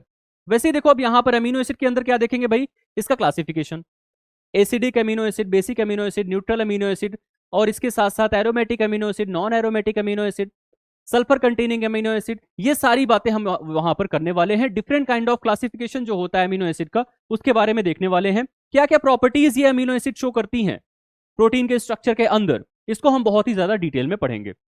आगे पढ़ेंगे हम पेप्टाइड के बारे में। पेप्टाइड बेसिकली वो बॉन्ड होता है जो कि अमीनो एसिड को आपस में जोड़ने का काम करता है। इसके अलावा डाइपेप्टाइड क्या होते हैं, इसके बारे में भी चर्चा करेंगे। डाइपेप्टाइड का फॉर्मेशन कैसे होता है, ठीक है, दो अमीनो एसिड आपस में आकर के जुड़ती कैसे हैं, कौन सी रिएक्शन को परफॉर्म करती हैं, इसके बारे में बहुत ही डिटेल में चर्चा करेंगे। आगे बात हो रही है यहां पर प्रोटीन के स्ट्रक्चर की। देखो हमने अभी पीछे बोला था ना कि प्रोटीन का जो स्ट्रक्चर होता है उसको हम लोग primary structure, secondary structure, tertiary, quaternary, इनमें क्लासिफाई करते हैं। अब जो आपका प्राइमरी स्ट्रक्चर है उसमें चेन के फॉर्म में एग्जिस्ट करेगा। जो आपका सेकेंडरी स्ट्रक्चर है उसको भी फर्दर क्लासिफाई करेंगे alpha helix, beta pleated sheet में। टर्शरी स्ट्रक्चर में कैसे 3D स्ट्रक्चर बन जाता है प्रोटीन का। क्वाटरनरी स्ट्रक्चर टर्शरी स्ट्रक्चर से डिफरेंट कैसे हो जाता है। अब इसमें हम लोग यहाँ पर एग्जाम्पल्स की भी बातें करेंगे कि हीमोग्लोबिन कौन से स्ट्रक्चर में यहाँ पर क्लासिफाई किया जाता है, या फिर जो आपका मायोग्लोबिन है उसको कहाँ पर प्लेस किया जाता है। इन सारी बातों को इस जगह पर हम पढ़ेंगे। इसके बाद हम बात करेंगे इनके प्रॉपर्टीज की। डीनेचुरेशन ऑफ प्रोटीन क्या होता है भाई, डीनेचुरेशन ऑफ प्रोटीन के लिए कौन कौन से फैक्टर्स रिस्पॉन्सिबल होते हैं, डीनेचुरेशन और कोगुलेशन में क्या क्या डिफरेंसेस होते हैं, उन सारी बातों को हम यहां पर देखेंगे। आगे बात हो रही है फूड से जो आपके मतलब प्रोटीन होते हैं जो कि फूड के अंदर प्रेजेंट होते हैं, उनके बारे में बातें करेंगे, और इसके साथ साथ कुछ नॉन ट्रेडिशनल प्रोटीन्स के बारे में भी बातें करेंगे। अब आपको पता होगा कि जो प्रोटीन्स होते हैं उनके जो मेन सोर्सेज होते हैं वो आपके मीट फूड प्रोडक्ट होते हैं, ठीक है। इसके अलावा कुछ नॉन ट्रेडिशनल प्रोटीन है जो कि बहुत ही ज्यादा अच्छे सोर्सेज होते हैं प्रोटीन के। यहां पर हम बायोलॉजिकल वैल्यू के बारे में भी थोड़ा बहुत बातें करेंगे। हालांकि जो बायोलॉजिकल वैल्यू की बातें हैं वो बहुत ही डिटेल में हम लोग न्यूट्रिशन के सेक्शन में देखेंगे, बट यहां पर चर्चा करेंगे कि क्यों जो एनिमल प्रोटीन का पोर्शन होता है वो ज्यादा बायो अवेलेबल होता है ह्यूमंस के लिए एज कंपेयर टू जो आपका प्लांट का प्रोटीन का पोर्शन है। और डिफरेंट काइंड ऑफ जो आपके एनिमल या फिर प्लांट होते हैं उनमें कितना कंपोजिशन होता है, क्या अमाउंट होता है प्रोटीन का, या फिर जो मिल्क होता है उसमें कौन कौन से प्रोटीन पाए जाते हैं और कितने अमाउंट में पाए जाते हैं, उनकी बातें भी इस पर्टिकुलर टॉपिक के अंदर हम करेंगे। ठीक है भाई, तीनों आपके जो आपके मैक्रोन्यूट्रिएंट थे वो यहां पर कंप्लीट हो चुके हैं। आगे बढ़ रहे हैं हम लोग। अब देखो हम यहां पर बातें करेंगे विटामिन की। विटामिन क्या था भाई, पीछे देखो, विटामिन हमारा था माइक्रोन्यूट्रिएंट, ठीक है। अब यहां से माइक्रोन्यूट्रिएंट की शुरुआत हो चुकी है, और माइक्रोन्यूट्रिएंट में बेसिकली दो ही चीजें पढ़ेंगे, पहला है विटामिन और दूसरा है मिनरल, ठीक है। तो विटामिन में आपको क्या क्या पढ़ना है, fat soluble vitamin A, D, E K, उसके बारे में बहुत ही डिटेल में हम यहां पर बातें करेंगे। और ये एक ऐसा टॉपिक होता है जहां से क्वेश्चंस बहुत ज्यादा बार आपके एग्जाम्स में पूछे जाते हैं, और हर एक एग्जाम में अभी तक जितने भी फूड सेफ्टी ऑफिसर के एग्जाम हुए हैं उनमें विटामिन से रिलेटेड क्वेश्चन हर बार पूछा गया है। ये इतना ज्यादा इंपॉर्टेंट टॉपिक हो जाता है। अभी आप आगे चल के कुछ चीजों को देखोगे कि कॉमन टॉपिक्स हैं, टॉपिक के नेम कॉमन है फूड न्यूट्रिशन के सेक्शन में भी। अब कैसे फूड न्यूट्रिशन के सेक्शन में हम अलग चीजों को पढ़ते हैं सेम टॉपिक में ही, उसके बारे में हम वहां पर बातें करेंगे। विटामिन में सबसे पहले आपने देखा फैट सॉल्युबल विटामिन के बारे में, आगे बात करोगे आप वाटर सॉल्युबल विटामिन के बारे में, कैसे ये दोनों एक दूसरे से डिफरेंट होते हैं। वाटर सॉल्युबल विटामिन में आप यहां पर जो विटामिन बी कॉम्प्लेक्स को देखते हो, ये बहुत ही बड़ी सीरीज होती है। सारे बी कॉम्प्लेक्स के विटामिन को हम लोग यहां पर सेपरेट करके वन बाय वन अलग अलग से पढ़ेंगे, ठीक है भाई। अब यहां पर आपका सारे जो आपका B1 B2 वगैरह होता है उसके केमिकल नेमिंग की बात करी जा रही है। ये है B1, राइबोफ्लेविन आपका B2 हो जाता है, नायासिन दैट इज B3, और ये बहुत ही फेवरेट विटामिन है एग्जामिनर्स का क्योंकि यहां से क्वेश्चन बहुत ज्यादा पूछता है, ठीक है। Pantothenic acid that is vitamin B5, pyridoxine that is vitamin B6। और केमिकल नेम से अगर हम बात करें तो यहाँ पर पायरिडॉक्सिन से सबसे ज्यादा क्वेश्चन अभी तक एग्जाम्स में पूछे गए हैं, ठीक है। आगे आता है आपका biotin that is vitamin B7, और इसको हम लोग विटामिन H के नाम से भी जानते हैं। क्यों कहते हैं विटामिन H, हम वहां पर चर्चा करेंगे। Folic acid that is vitamin B9, इसको हम लोग फोलेट भी बोलते हैं या फिर फोलिसिन भी बोलते हैं, ठीक है भाई। कोबालामिन जिसको कि हम लोग विटामिन B12 के नाम से जानते हैं। अब यहां पर भी हाइड्रोक्सी कोबालामिन, साइनोकोबालामिन, इन सब के बारे में हम चर्चा करेंगे। क्लियर हुआ भाई। इसके अलावा आप देखो यहां पर बात हो रही है ascorbic acid that is vitamin C। यहां पर इसको कंप्लीट करते ही हमारा विटामिन का पोर्शन पूरा का पूरा कंप्लीट हो जाता है। देखो इस पर्टिकुलर पोर्शन में हम chemical properties of different kind of vitamin को पढ़ रहे हैं। इसके अलावा हम डेफिशिएंसी डिजीजेस की बातें थोड़ा बहुत भले करेंगे, लेकिन डेफिशिएंसी डिजीज सबसे ज्यादा हम लोग पढ़ने वाले हैं न्यूट्रिशन में, यानी फूड न्यूट्रिशन के पर्सपेक्टिव में हम लोग डेफिशिएंसी डिजीजेस को वहां पर पढ़ेंगे। ठीक है, और वो जो डेफिशिएंसी डिजीजेस हैं उनके सिम्टम से रिलेटेड क्वेश्चन और खुद डेफिशिएंसी के नाम से रिलेटेड क्वेश्चन बहुत बार आपके एग्जाम में पूछे गए हैं। ठीक है भाई, अगला हमारा जो यहाँ पर माइक्रोन्यूट्रिएंट होता है वो है मिनरल्स। मिनरल में हम लोग मैक्रो मिनरल्स को पढ़ेंगे जो कि 7 काइंड ऑफ होते हैं। कौन कौन से भाई? कैल्शियम है जो कि आपकी बॉडी में सबसे ज्यादा अमाउंट में पाया जाता है और इसकी सबसे ज्यादा नीड होती है आपकी बॉडी को। फिर हम लोग पढ़ेंगे phosphorus, sulphur, magnesium, sodium as well as potassium and chlorine के बारे में। यहाँ पर हम ये पढ़ेंगे कि कौन से ऐसे मिनरल्स हैं जो कि एक्स्ट्रा सेलुलर एलिमेंट होते हैं, कौन से इंट्रा सेलुलर एलिमेंट होते हैं, इनका रोल क्या होता है आपकी बॉडी के अंदर, और इनसे इनकी डेफिशिएंसी से होने वाले डिजीजेस कौन कौन से होते हैं। क्लियर हुआ भाई? आगे बात करेंगे हम माइक्रो मिनरल्स की जो कि आपकी बॉडी में बहुत ही कम क्वांटिटी में चाहिए होते हैं। लेकिन यहां पर एक चीज जान करके आपको बड़ा आश्चर्य होगा कि माइक्रो मिनरल्स जो होते हैं उनकी डेफिशिएंसी इंडियंस में ज्यादा होती है as compare to macro mineral. ठीक है, ज्यादातर लोगों के अंदर आपने सुना होगा कि आयरन की कमी हो गई। अब ये जो आयरन है आपकी बॉडी के अंदर बहुत ही लो क्वांटिटी में चाहिए होता है, इसीलिए हम लोग इसको क्लासिफाई करते हैं under the category of micro minerals. अब इसकी भी डेफिशिएंसी हो जा रही है, सोचो, यानी इससे रिलेटेड जो आपके डाइट्स होते हैं उनको आप लोग कंज्यूम नहीं कर रहे हो, डाइटरी सोर्सेज आप सही से नहीं खा रहे हो, जिसकी वजह से इनकी डिजीजेस होती हैं। आगे यहां पर हम बात करेंगे फ्लोरीन की, जिंक की, कॉपर की, iodine, chromium as well as cobalt की, और जो बाकी के आपके माइक्रोन्यूट्रिएंट या फिर माइक्रो मिनरल्स बचे हैं उन सब की। ठीक है भाई, इस पोर्शन तक हमारा जो फूड केमिस्ट्री का न्यूट्रिशनल पॉइंट ऑफ व्यू होता है, या जो हमने यहां पर क्लासिफाई किया था न्यूट्रिएंट को, वो सारी चीजें कंप्लीट हो चुकी हैं। जैसे कि कार्ब्स कंप्लीट हो गए, प्रोटीन हो गए, फैट या लिपिड हो गया, विटामिन हो गया और मिनरल हो गया। ठीक है, अब ये मेजर पोर्शन थे जिनसे कि सबसे ज्यादा क्वेश्चन पूछता है। अब आगे चल के और कौन सी चीजें होती हैं जो कि आपसे पूछी जाती हैं उनकी बातें करें तो यहां पर आता है वाटर। ठीक है, वाटर में यहां पर पूछता है आपसे फिजिकल प्रॉपर्टीज क्या होती हैं वाटर की, उसका स्ट्रक्चर क्या होता है, उसमें बॉन्ड वगैरह पूछ लेता है। ठीक है, डेंसिटी से रिलेटेड क्वेश्चन पूछ लेता है। इसके अलावा फ्री वाटर क्या होता है, बाउंड वाटर क्या होता है, दोनों में प्रॉपर्टीज कैसी होती हैं, किसमें बॉन्ड एंगल जो होता है वो कम होता है, किसमें ज्यादा होता है, किसकी डेंसिटी कम होती है, किसकी ज्यादा होती है, इनसे रिलेटेड क्वेश्चन आपको वाटर के टॉपिक में देखने को मिलेगा। और वाटर बहुत ही ज्यादा इंपॉर्टेंट टॉपिक हो जाता है एग्जाम पॉइंट ऑफ व्यू से भी। ठीक है भाई, अगला टॉपिक आता है आपका पिगमेंट्स एंड कलर्स के नाम से। यहां पर आप उन पिगमेंट्स के बारे में पढ़ते हो जो कि नेचुरली पाए जाते हैं, इसके अलावा वो पिगमेंट्स जो कि नॉन नेचुरल होते हैं या फिर सिंथेटिक होते हैं।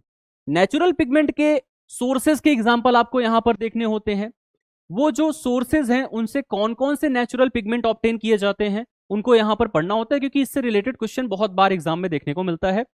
और कौन कौन से ऐसे सिंथेटिक कलर हैं जो कि परमिटेड है एफएसएससीआई के द्वारा, इनके बारे में भी आपको यहां पर चर्चा करनी होती है।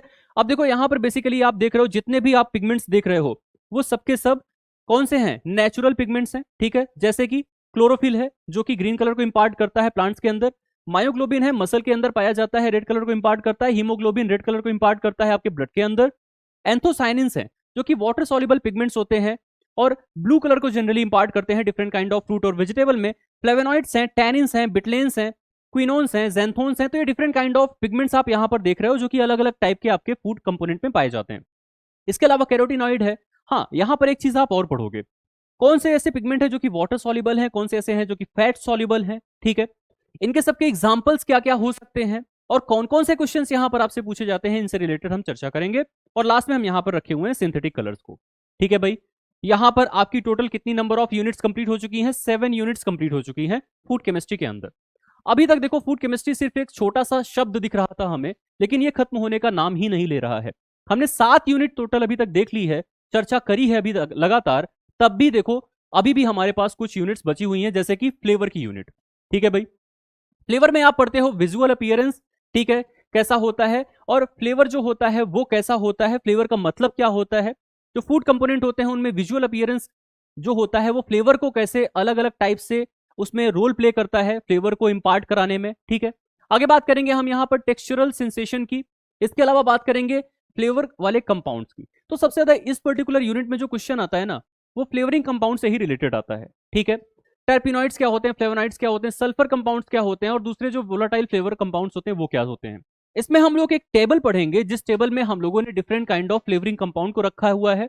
ठीक है, वहां पर हम लोग ये जानने की कोशिश करेंगे कि अलग अलग टाइप के आपके जो फूड कंपोनेंट्स होते हैं, जैसे कि आपका जो यहाँ पर यूजिनॉल होता है वो कौन से फूड कंपोनेंट में पाया जाता है, तो आप बोलोगे सर क्लोव में पाया जाता है, ठीक है। पिपरीन किस में पाया जाता है, तो ब्लैक पेपर में पाया जाता है। तो ऐसे इस तरह के क्वेश्चंस आपके एग्जाम में जनरली पूछ लिए जाते हैं, तो इसलिए ये वाली भी यूनिट बहुत ज्यादा इंपॉर्टेंट हो जाती है। आगे बात करेंगे हम एंजाइम्स की। तो आपने जनरली पढ़ा होगा कि ऑल एंजाइम्स आर प्रोटीन्स, तो इसको तो हमको प्रोटीन के पोर्शन में पढ़ लेना चाहिए था, लेकिन ये आपको अलग से क्लासिफाई करके पढ़ाया जाएगा, क्योंकि आपके एग्जाम पॉइंट ऑफ व्यू से बहुत ज्यादा इंपॉर्टेंट रोल प्ले करता है। हम लोग प्रोटीन में ना पढ़ करके इसको एक अलग सी यूनिट में पढ़ेंगे। यहां पर हम इसका नॉमेनक्लेचर देखेंगे कि किस बेसिस पर और कितने काइंड से इसको क्लासिफाई किया गया है। जनरली 6 तरह से एंजाइम्स को क्लासिफाई किया जाता है। उन सारे के सारे टाइप्स के बारे में देखेंगे, उनके एग्जांपल्स क्या होते हैं उसके बारे में देखेंगे, ठीक है। आगे हम बात करेंगे यहां पर इनके स्पेसिफिसिटी के बारे में। स्पेसिफिसिटी का मतलब होता है कि हर एक एंजाइम स्पेसिफिक होता है किसी भी पर्टिकुलर रिएक्शन के लिए। किसी भी रिएक्शन के लिए हम उसको कैटलाइज करने के लिए कोई भी एंजाइम डाल करके कैटलाइज नहीं कर सकते हैं, हर एंजाइम स्पेसिफिक होता है, इसके बारे में देखेंगे, ठीक है। कौन कौन से ऐसे फैक्टर्स हैं जो कि rate of enzymatic catalyse reactions को यहां पर प्रमोट करते हैं या फिर उसको क्या करते हैं, धीमा करने का काम करते हैं, स्लो डाउन करने का काम करते हैं। आगे इन एंजाइम इनहिबिटर्स के बारे में देखेंगे, एंजाइमेटिक ब्राउनिंग के बारे में बहुत ज्यादा डिटेल में पढ़ेंगे, ठीक है। एंजाइम इन फूड प्रोसेसिंग इंडस्ट्री के बारे में हम यहां पर देखेंगे। अब देखो यहां पर अगर आपको याद आ रहा हो तो कार्बोहाइड्रेट के पोर्शन में हम लोगों ने बात किया था नॉन एंजाइमेटिक ब्राउनिंग की, जहां पर हमने कैरेमलाइजेशन और मेलार्ड रिएक्शन के बारे में बातें करी थी। लेकिन यहां पर हम लोग बात कर रहे हैं एंजाइमेटिक ब्राउनिंग की, जो कि पूरी तरह से अलग होती है। यहां पर एंजाइम्स जो होते हैं वो रोल प्ले करते हैं आपके डिफरेंट काइंड ऑफ फ्रूट और वेजिटेबल में ब्राउनिंग के लिए, ठीक है। कैसे एयर की प्रेजेंस में जो आपके पॉलीफिनॉल ऑक्सीडेज एंजाइम होता है वो मेलानिन में कन्वर्ट होता है, जो कि ब्राउन कलर बनाने का काम करता है। उन सारी चीजों के बारे में हम यहां पर डिस्कस करेंगे, ठीक है भाई। अब आगे आता है आपका अगला यूनिट जो कि है एंटी न्यूट्रिशनल फैक्टर। यहां पर आप पढ़ते हो अलग अलग टाइप के ऐसे कंपोनेंट्स के बारे में जो कि नेचुरल टॉक्सिकेंट्स होते हैं, जिनको कि अगर आप कंज्यूम करते हो तो किसी ना किसी अदर काइंड ऑफ न्यूट्रिएंट को वो एब्जॉर्ब होने से रोकते हैं और ये आपकी बॉडी के लिए अच्छा रोल नहीं प्ले करते हैं। जैसे कि प्रोटीएज इनहिबिटर में आप पढ़ते हो ट्रिप्सिन इनहिबिटर को, ठीक है।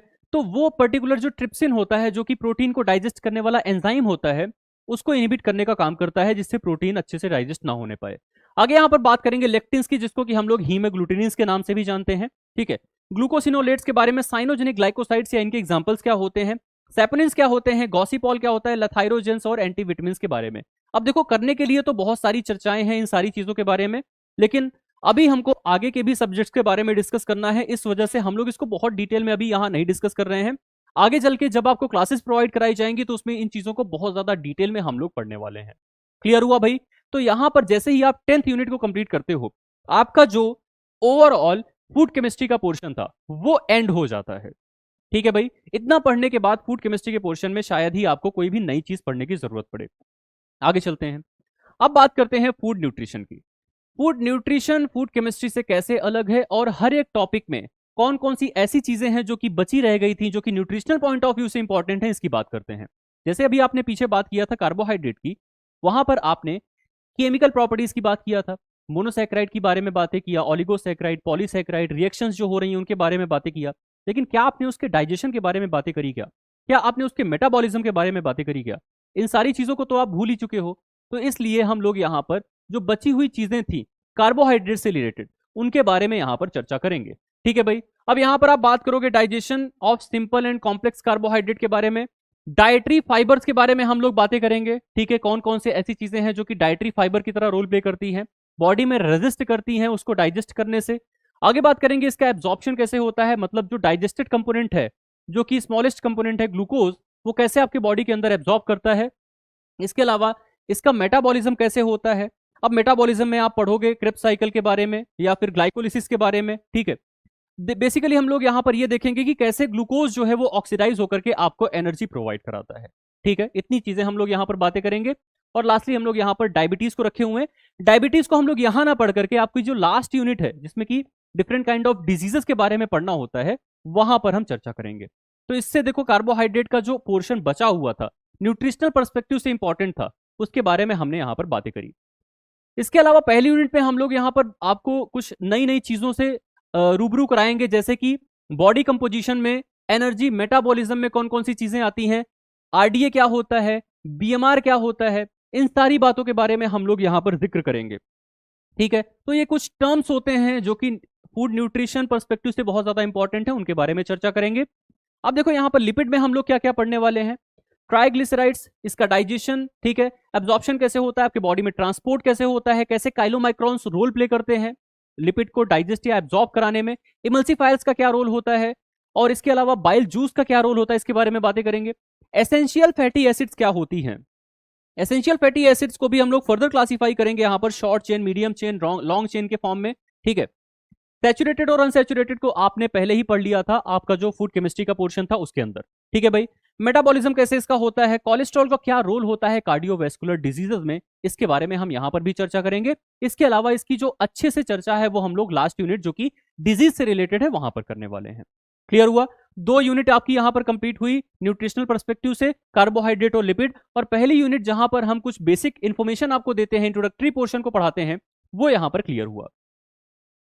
4th यूनिट आपके सामने आती है प्रोटीन्स की। तो प्रोटीन में फर्दर हम लोग वही चीज पढ़ेंगे जो कि कार्ब्स और लिपिड में पढ़े हैं, जैसे कि उसका डाइजेशन कैसे हो रहा है। ठीक है, इसके अलावा एसेंशियल और नॉन एसेंशियल अमीनो एसिड्स के बारे में यहां पर बातें करेंगे। इसके मेटाबॉलिज्म के बारे में हम लोग बातें करेंगे, इसका एब्जॉर्प्शन कैसे होता है इसके बारे में बातें करेंगे। ठीक है भाई, आगे यहां पर बात करेंगे इसके प्रोटीन की क्वालिटी की, और ये बहुत ही ज्यादा इंपॉर्टेंट टॉपिक है। ठीक है, इससे रिलेटेड क्वेश्चन आपके एग्जाम में पूछे जा सकते हैं, जैसे कि बायोलॉजिकल वैल्यू क्या होती है बीवी, ठीक है, इसका फॉर्मूला क्या होता है, प्रोटीन एफिशिएंसी रेशियो जिसको कि हम लोग पीईआर बोलते हैं, इसका फॉर्मूला क्या होता है। क्लियर, नेट प्रोटीन यूटिलाइजेशन क्या है, ये शायद आपने पहली बार सुने होंगे, नए नए शब्द हो सकते हैं आपके लिए। इनटेक और रोल क्या होता है बॉडी के अंदर इन पर्टिकुलर प्रोटीन्स का, और अलग अलग टाइप की चीजें जैसे पीडीसीएस क्या होता है इसके बारे में हम लोग पढ़ेंगे। ठीक है, ये सारी बातें हम लोग यहां पर करने वाले हैं प्रोटीन के अंदर। आगे चलते हैं भाई, 4 यूनिट आपकी कंप्लीट हो चुकी है किसमें, फूड न्यूट्रिशन के अंदर। 5वीं यूनिट जो है विटामिन्स की है, और विटामिन्स में सिर्फ और सिर्फ एक चीज पढ़ेंगे जो कि है डेफिशिएंसी डिजीजेस। मतलब अगर इनकी कमी हो गई बॉडी के अंदर तो कौन कौन सी डिजीज हो जाएगी आपको, अगर ये बहुत ज्यादा आपने खा लिए तो इनकी टॉक्सिसिटी कैसे हो जाती है बॉडी के अंदर, इनके क्या क्या सोर्सेज होते हैं, क्या क्या फंक्शन होता है, दैट्स इट। बाकी चीजें हम लोगों ने ऑलरेडी, इसका केमिकल नेम, इसकी प्रॉपर्टीज, स्ट्रक्चर्स, ये सारी बातें हमने फूड केमिस्ट्री में कर रखी हैं। मिनरल्स में हम लोग सेम वही चीज करेंगे जो कि यहां पर कर रहे हैं, जैसे कि न्यूट्रिशनल सिग्निफिकेंस क्या होता है, इनके सोर्सेज क्या होते हैं, इनसे होने वाली डिफिशियंसी डिजीजेस कौन कौन सी होती हैं। क्लियर हुआ भाई, अब बातें करने वाले हैं यहां पर माइक्रो न्यूट्रिएंट डिफिशियंसी डिजीजेस की, जैसे कि ओवर न्यूट्रिशन में कौन कौन सी डिफिशियंसी डिजीजेस हो जाती हैं, जैसे कि हम लोगों ने बताया था डिजीज के बारे में आगे चल के पढ़ेंगे। यहां पर हम लोग अंडर न्यूट्रिशन के बारे में बातें करेंगे, ओवर न्यूट्रिशन अंडर न्यूट्रिशन से अलग कैसा है उसके बारे में बातें करेंगे। मैल न्यूट्रिशन, ये जो आपका टॉपिक है उसमें 2 चीजें हम लोग देखने वाले हैं, जैसे कि क्वाशियोरकर क्या होता है, मैरेस्मस क्या होता है, इन दोनों में डिफरेंसेस क्या क्या होते हैं इसके बारे में बातें करेंगे, और यहां पर हमारी ये यूनिट कंप्लीट हो जाएगी। ठीक है, 8वीं यूनिट आती है आपकी वाटर की। वाटर के स्ट्रक्चर के बारे में, उसकी केमिकल प्रॉपर्टीज के बारे में हम लोगों ने पीछे ही पढ़ लिया था फूड केमिस्ट्री के सेक्शन में। यहां पर हम पढ़ने वाले हैं इसके sources, body need, physiological function of water के बारे में, दैट्स इट। ठीक है, इसके अलावा मेटाबॉलिक वाटर क्या होता है, क्या इसका रोल होता है बॉडी के अंदर, ये सारी बातें हम करेंगे। 9th यूनिट में आता है फूड एलर्जन, और ये बहुत ही इंपॉर्टेंट टॉपिक है। ठीक है भाई, फूड एलर्जन में हम लोग ये पढ़ेंगे कि कौन कौन से ऐसे मेजर एलर्जेंस हैं जिनको अगर आप कंज्यूम करते हो, ऐसे फूड को कंज्यूम करते हो जिसमें कि एलर्जेंस पाए जाते हैं, तो आपके बॉडी में डिफरेंट काइंड ऑफ रिएक्शंस देखने को मिलती है। आपकी बॉडी जो होती है वो अलग अलग टाइप की चीजों को सीक्रेट कराना शुरू कर देती है, और किस वजह से अलग अलग टाइप के फूड में अलग अलग टाइप के एलर्जेंस को बॉडी जो होती है वो रिकॉग्नाइज करती है, और क्यों ये एलर्जीज अलग अलग टाइप के लोगों को होती है, ये सारी बातें हम करने वाले हैं। एलर्जेंसिटी क्या होती है, इनबॉर्न एरर्स ऑफ मेटाबॉलिज्म्स कैसे होते हैं, इनके बारे में बातें करेंगे। ठीक है, अब यहां पर आपकी 9 यूनिट कंप्लीट हो चुकी हैं। 10वीं यूनिट जो आती है वो होती है डाइट और हेल्थ की। मतलब जो भी आप डाइट कंज्यूम कर रहे हो उसका आपके हेल्थ से क्या लेना देना है, कौन कौन सी ऐसी डिजीजेस हैं जो कि डाइट्स की वजह से होती हैं। और न्यू डाइटरी गाइडलाइन में एक चीज बहुत ही ज्यादा अच्छे से फोकस करके बताई गई है इंडियन गवर्नमेंट आईसीएमआर के द्वारा, Indian council of medical research के द्वारा, कि near about 56 to 57% of total disease जो इंडियंस को हो रही है वो आपके डाइट की वजह से हो रही है। ठीक है, तो इसके बारे में हम यहां पर बातें करेंगे। अलग अलग टाइप की डिजीज है, diabetes, cancer, stroke, hypertension, heart health, और नई डाइटरी गाइडलाइन जो कि 2024 में रिलीज करी गई है इसके बारे में बातें करेंगे। और टाइप्स ऑफ डाइट एक नया टॉपिक है, इसके बारे में भी बातें करेंगे। देखो यहां पर इन सारी चीजों को कंप्लीट करते ही आपका जो फूड न्यूट्रिशन का ओवरऑल पोर्शन था वो खत्म हो जाता है। अब आपके सामने एक छोटा सा सब्जेक्ट और बचा हुआ है, जल्दी से इसको भी देख लेते हैं। ये है आपका फूड एडिटिव का सेक्शन। यहां पर आप लोग इसका इंट्रोडक्शन पोर्शन देखोगे कि फूड एडिटिव की डेफिनेशन क्या होती है, ठीक है, कौन कौन से एडिटिव्स होते हैं इन जनरल। इसके अलावा हम बातें करेंगे कुछ टर्म्स के बारे में, जैसे NOAEL क्या है, no observable adverse effect level. इसके अलावा ADI क्या होता है, एक्सेप्टेबल डेली इनटेक। इन दोनों में डिफरेंसेस क्या होते हैं, ई नंबर क्या होता है, या फिर INS नंबर क्या होता है, इनको कौन सी ऑर्गेनाइजेशंस देती हैं। ई नंबर के बेसिस पे अलग अलग टाइप के जो आपके एडिटिव्स होते हैं उनको कहां कहां पर क्लासिफाई किया गया है, कौन कौन से नंबर्स उनको दिए गए हैं, जैसे कि 100 to 199 की लिस्ट में कौन कौन से ई नंबर, कौन कौन से आपके एडिटिव्स आते हैं, 5 to 600 वाली कैटेगरी में, या फिर 400 to 499 वाली कैटेगरी में कौन कौन से एडिटिव आते हैं। उन सारी बातों को हम यहाँ पर डिस्कस करेंगे। आगे चल के हम डिस्कस करेंगे एंटीऑक्सीडेंट्स के बारे में जो कि फूड में पाए जाते हैं, नेचुरल एंटीऑक्सीडेंट्स कौन से होते हैं और सिंथेटिक एंटीऑक्सीडेंट्स कौन से होते हैं, सारे एग्जांपल्स को देखेंगे। एंटीऑक्सीडेंट्स क्यों इतने जरूरी हो जाते हैं, कैसे वो फ्री रेडिकल के साथ आकर के बाइंड करते हैं और आपकी बॉडी को डिफरेंट काइंड ऑफ डिजीज से प्रोटेक्ट करने का काम करते हैं। आगे हम बातें करेंगे चिलेटिंग एजेंट्स के बारे में, जो कि जिनको हम सिक्वेस्ट्रेंट्स के नाम से भी जानते हैं, ठीक है, मेटल स्कैवेंजर्स के नाम से भी जानते हैं। इनका रोल क्या होता है, कैसे ये मेटल्स को आपके फूड से हटाने का काम करते हैं, इसके बारे में बातें करेंगे। अब आती है कलर्स की बात। कलर्स में देखो यहां पर particularly natural, synthetic, permitted food colour के बारे में बातें करी गई हैं। FSSAI पॉइंट ऑफ व्यू से जितने भी परमिटेड सिंथेटिक फूड कलर्स हैं उनके ई नंबर्स क्या क्या होते हैं, ठीक है। इसके अलावा अलग अलग टाइप के कलर के लिए कितनी कितनी लिमिट निर्धारित करी गई है कि आप इस लिमिट से ज्यादा किसी भी पर्टिकुलर कलर को ऐड नहीं कर सकते हो। मतलब कितने, कौन से ऐसे कलर हैं जिनके लिए 100 ppm है, कौन से कलर है जिनके लिए 200 ppm की लिमिट है, इसके बारे में बातें करेंगे। आगे बातें हो रही है क्योरिंग एजेंट्स के बारे में जो कि आपके जनरली मीट प्रोडक्ट में डाले जाते हैं। कौन से ऐसे क्योरिंग एजेंट है जो कि नेचुरल होते हैं, कौन से आर्टिफिशियल होते हैं। नाइट्रेट्स के बारे में हम यहाँ पर बहुत ही अच्छे से डिस्कस करने वाले हैं, ठीक है। इनके क्या क्या कंसर्न होते हैं, अगर सपोज दैट इनका अमाउंट बढ़ गया किसी भी फूड के अंदर तो कौन से कंसर्न को ये कॉज कर सकता है। इमल्सीफायर्स के बारे में बातें करने वाले हैं। इमल्सीफायर में भी हम देखेंगे कि कौन कौन से ऐसे इमल्सीफायर हैं जो कि फॉस्फोलिपिड कंटेनिंग है, कौन से ऐसे हैं जो कि नेचुरल हैं, इसके अलावा कौन से ऐसे हैं जो कि आर्टिफिशियल इमल्सीफायर्स होते हैं, ठीक है। आगे बात करेंगे फ्लेवर्स के बारे में। फ्लेवर के बारे में हम लोगों ने ऑलरेडी डिस्कस कर रखा था, कहां पर, फूड केमिस्ट्री के सेक्शन में। लेकिन यहां पर जो बचा हुआ चीज है, जो बची हुई लिस्टिंग होती है, उसके बारे में हम दोबारा से बातें करेंगे। कौन सी ऐसी चीजें हैं जिनको कि फ्लेवर एनहांसर की कैटेगरी में रखा गया है, जैसे कि आप लोग MSG के बारे में पढ़ते हो, मोनोसोडियम ग्लूटामेट के बारे में, मैल्टॉल के बारे में पढ़ते हो, ठीक है। तो कहां कहां पर ये दोनों जो आपके फ्लेवर एनहांसर्स हैं इनको यूज किया जाता है, इसके बारे में बहुत ही डिटेल में चर्चा करेंगे। लास्टली हम लोग बात करेंगे फ्लावर इंप्रूवर्स के बारे में, जो कि आपके जो फ्लावर होते हैं, मिल्ड फ्लावर होते हैं, जिसको हम लोग आटा बोलते हैं, उनको कैसे इंप्रूव करते हैं, उनको कैसे ब्लीच करते हैं, उनकी प्रॉपर्टीज को कैसे चेंज करते हैं, इसके बारे में बातें करेंगे। ह्यूमेक्टेंट्स क्या होते हैं, ठीक है। इसके अलावा देखो एंटी केकिंग एजेंट्स क्या होते हैं, ठीक है। ये सारे नए नए जो आप टर्म्स देख रहे हो ना, इनको बहुत ही डिटेल में देखने वाले हैं इस पर्टिकुलर सेगमेंट के अंदर। लीवनिंग एजेंट्स क्या होते हैं, इनके एग्जांपल्स क्या क्या हैं, कौन कौन से केमिकल लीवनिंग एजेंट्स हैं, कौन से माइक्रोबियल लीवनिंग एजेंट है, बेकिंग सोडा क्या होता है, बेकिंग पाउडर क्या होता है, दोनों में डिफरेंस क्या होता है, ठीक है। आगे चल के नॉन शुगर स्वीटनर्स के बारे में बातें करेंगे। नॉन शुगर स्वीटनर्स जो होते हैं वो एक टाइप के आर्टिफिशियल स्वीटनर्स होते हैं जिनकी स्वीटनेस प्रोफाइल बहुत ज्यादा होती है इन टर्म्स ऑफ सुक्रोज। तो कितनी ज्यादा प्रोफाइल होती है स्वीटनेस प्रोफाइल, कैसे ये आपके लिए हार्मफुल हो सकते हैं, कौन कौन से ऐसे स्वीटनर्स हैं जो कि फूड के अंदर यूज किए जाते हैं और परमिटेड है FSSAI के द्वारा, इन सारी बातों को यहां पर करने वाले हैं। आगे चल के पीएच कंट्रोल एजेंट्स, जिसमें कि हम लोग बफर्स के बारे में पढ़ेंगे, इसके अलावा प्रिजर्वेटिव्स के बारे में पढ़ेंगे। और प्रिजर्वेटिव का जो टॉपिक है ये आपको दो जगह मिल जाएगा।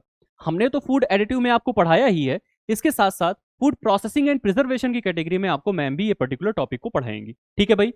आगे बात करी जाएगी स्टेबलाइजर्स की और थिकनर्स की, और इसको खत्म करते ही हम लोग कुछ छोटी छोटी बातों को और यहां पर देखेंगे जो कि यहां पर रहेंगी अदर एडिशनल फूड एडिटिव के फॉर्म में, ठीक है। इसको कंप्लीट करते ही हमारा फूड एडिटिव का भी सेक्शन पूरी तरह से कंप्लीट हो जाता है, और ये बहुत ही छोटा सा आपका यूनिट रहने वाला है, या आप कह सकते हो सेगमेंट रहने वाला है, ठीक है। तो देखिए ये था आपका एक डिटेल्ड सिलेबस जिसके अंदर आपने देखा कि बहुत सारे टॉपिक्स और बहुत सारी यूनिट्स को आपको पढ़ाई करनी होती है। ये सारी चीजें आपको कहां पर एक्सेसिबल होंगी, मतलब कहां पर जा करके इन सारी चीजों को, जो भी डिटेल में सारी चीजों को आपको बताया गया, उसको आप कवर कर सकते हो। तो देखो इसके लिए हमारे पास है MPFSO एग्जाम का एक फाउंडेशन कोर्स। इस पर्टिकुलर कोर्स की बहुत सारी खासियतें हैं जिनके बारे में अगर हम बात करें, जैसे कि इस कोर्स में आपको वीडियो लेक्चर्स मिल जाएंगे, जितने भी टॉपिक्स हमने बताए उसके recorded form plus live form, इसमें आपके जो लाइव डाउट सेशंस होंगे वो भी कंडक्ट कराए जाएंगे। वीकली ये सारे लाइव डाउट सेशंस को कंडक्ट कराए जाते हैं। हर एक जो भी आपका यहाँ पर डिफरेंट काइंड ऑफ लेक्चर होता है उसके नीचे क्विज प्रोवाइड कराई जाती है, जो कि अगर आप लगातार सॉल्व करते रहोगे तो एक अच्छी पेस के साथ आप तैयारी कर सकते हो। इसके अलावा यहां पर आपको स्टडी मटेरियल प्रोवाइड कराया जाएगा। मतलब सबसे पहले तो आपको जो भी लेक्चर प्रोवाइड कराए जा रहे हैं उसका एक पीडीएफ फॉर्म आपको दिया जाएगा, वो आपने पढ़ा। जैसे ही आप पूरे सिलेबस को कंप्लीट करते हो या फिर एक पर्टिकुलर सब्जेक्ट को कंप्लीट करते हो, वैसे ही इसकी ई बुक आपको बना करके दे दी जाएगी, कंपाइल करके प्रोवाइड करा दी जाएगी। इस ई बुक की क्या खासियत है, ई बुक को आप डाउनलोड कर सकते हो। डाउनलोड करने के अलावा आप इसको प्रिंट करा करके दोबारा से हार्ड कॉपी के फॉर्म में रीड कर सकते हो। ये आपके लिए एक शॉर्ट नोट काइंड ऑफ हो जाएगी जिसको आप कभी भी एक्सेस कर सकते हो। ठीक है, आगे आपको टेस्ट सीरीज प्रोवाइड कराई जाएगी। टेस्ट सीरीज में भी आपको मॉक टेस्ट प्रोवाइड कराए जाएंगे। इसके अलावा आपको यहां पर प्रीवियस ईयर क्वेश्चन जो होते हैं उनको सॉल्व करने होते हैं, क्योंकि ये बहुत ज्यादा जरूरी है एक अच्छी तैयारी के लिए। इसके अलावा देखो यहां पर बताया जा रहा है इसकी वैलिडिटी के बारे में। तो इसकी वैलिडिटी 1 साल तक आपकी रहने वाली है और एग्जाम के हो जाने तक ये पूरा का पूरा कोर्स आपका वैलिड रहने वाला है। ठीक है, तो ये है आपका वो कोर्स। इसके बारे में अगर हम बात करें, देखो इसका जो एक्चुअल प्राइस है वो रखा गया है 6,999, लेकिन फिलहाल में ये जो ऑफर प्राइस चल रहा है आपका ये है 2,999। फर्दर अगर आप यहां पर एक ऑफर कोड है जो कि हमने यहां पर नए साल के लिए लाया हुआ है, तो नए साल का ऑफर कोड जो है SWA20, अगर आप इसको यहां पर अप्लाई करते हो SWA20, तो ये जो आपका प्राइस है 2,999, इस पर फर्दर 20% का डिस्काउंट मिल जाता है। ठीक है, तो ये आपका डिस्काउंटेड प्राइस के बाद जो भी आपका प्राइस है वो आपके सामने शो होगा। उस पर्टिकुलर प्राइस पर जाकर के आप उसको एक्सेस कर सकते हो। इसके अलावा अगर कोई भी इंफॉर्मेशन आपको चाहिए तो उससे रिलेटेड इंफॉर्मेशन, कोर्स से रिलेटेड इंफॉर्मेशन के लिए आप यहां पर दिए हुए कॉन्टैक्ट नंबर पर कॉन्टैक्ट करके बाकी की इंफॉर्मेशन को भी ले सकते हो। स्टूडेंट्स, ये था आज आपका वीडियो। फिर मिलते हैं एक नए वीडियो में, तब तक के लिए धन्यवाद।